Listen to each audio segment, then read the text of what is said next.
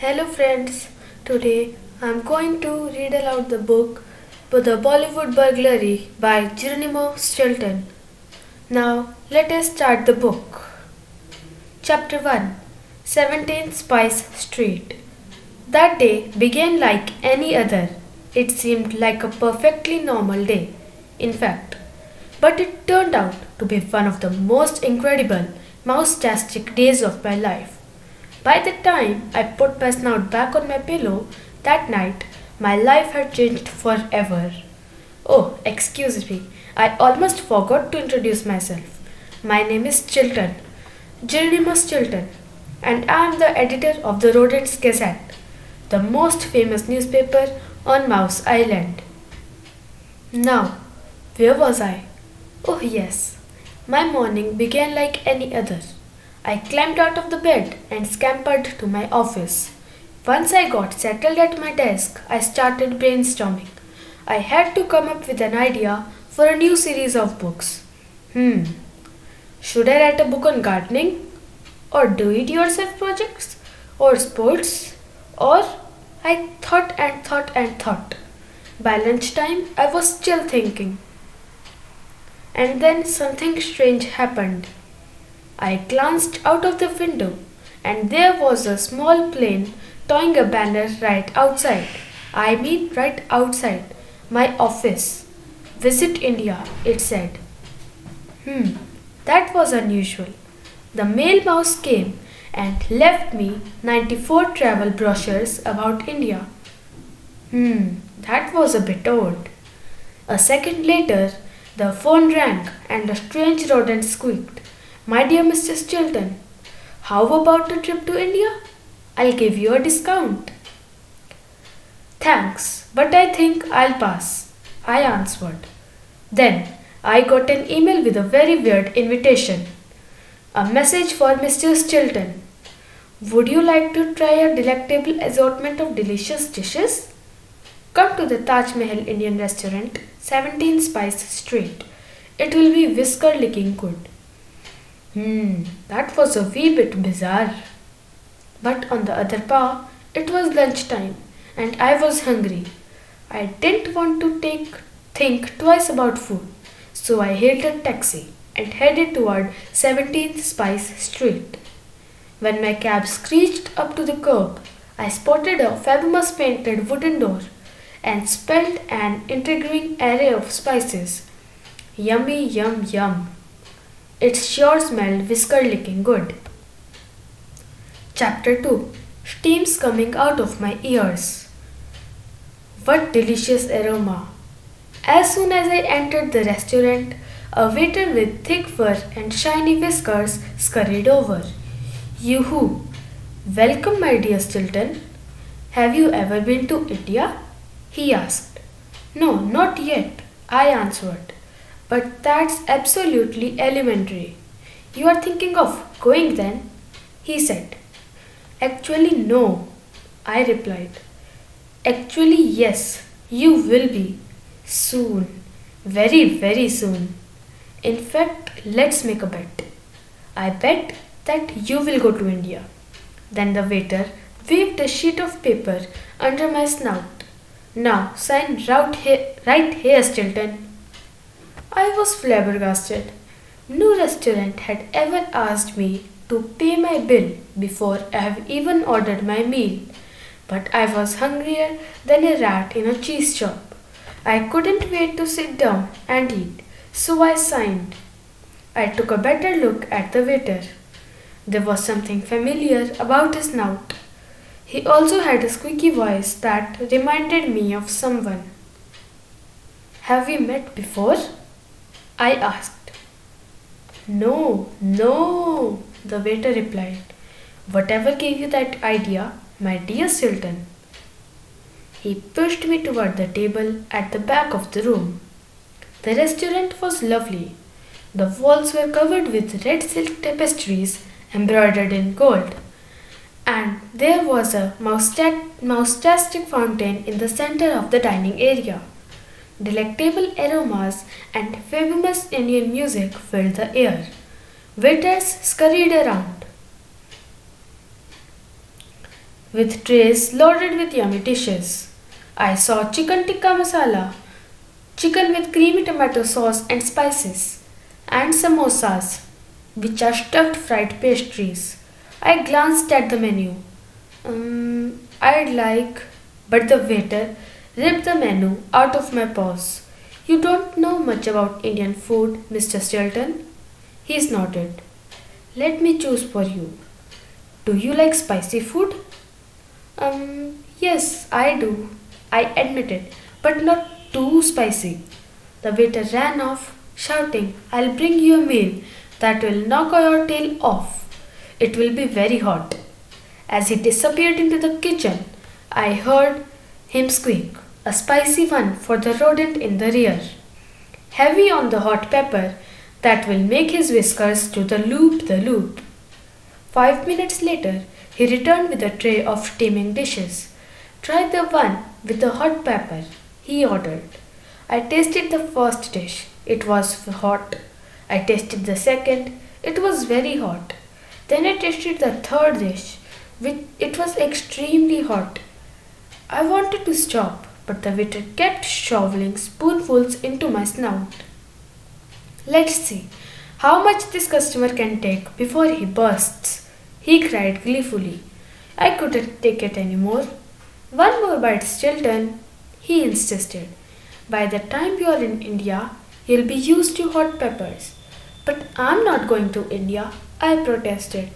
But you will go to India, he insisted. Wanna bet on it?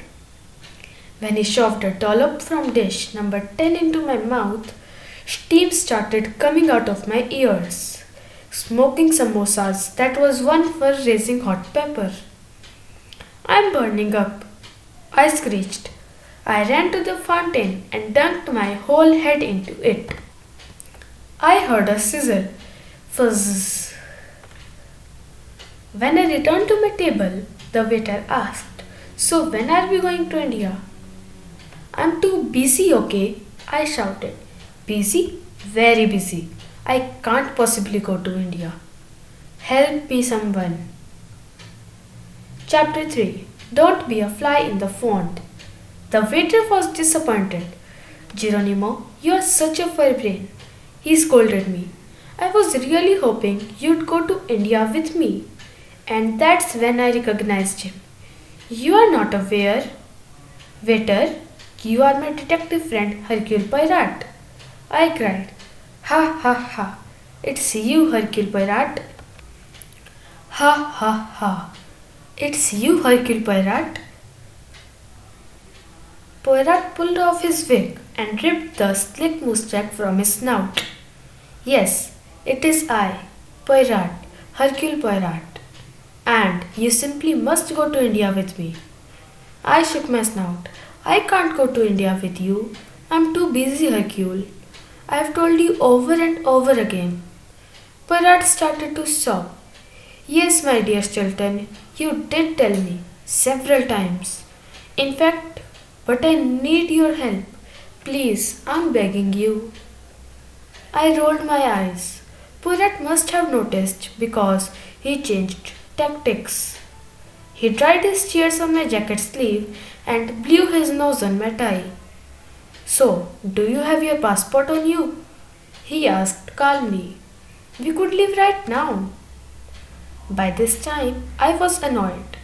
I am sorry, but I simply cannot go. My dear Stilton, why must you be so stubborn?